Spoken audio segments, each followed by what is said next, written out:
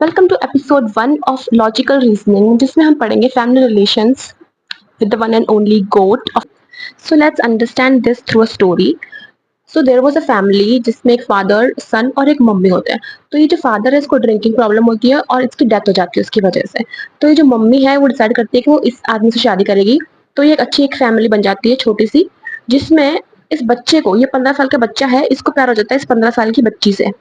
अब ये 15 साल के हैं तो इसकी मम्मी कहती है नहीं मैं तो शादी नहीं करा सकती बिकॉज ये छोटे बच्चे हैं. लेकिन इसके पापा कहते हैं कि मैं करा दूंगा लेकिन बाद में कराऊंगा. अब फिर क्या होता है कि इन दोनों से परेशान होकर इसकी मम्मी चली जाती है यूएस. ये बेचारा बच्चा कहाँ जाएगा. तो ये इस बच्ची की, इस लड़की की मम्मी कहती है कि मैं रख लूंगी मेरे बच्चे को, मैं रख लूंगी इसको, पाल को उसके बड़ा कर दूंगी और बड़ा होने के बाद इन दोनों की शादी करा देंगे. तो ये हो गई इन दोनों की शादी. तो they live happily ever after.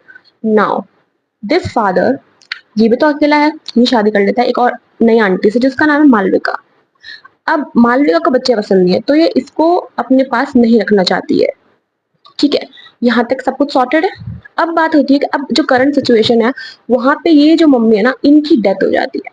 तो इसके बाद ये दोनों जो है इनके घर आते हैं और ये कवि जो है इसको मिलवाना चाहता है मालविका को इन बच्चों से. ठीक है, so let's understand this. When you meet your stepson, when you meet your stepson who grew up with his stepmother-in-law. This is his stepmother-in-law because your current wife didn't want kids.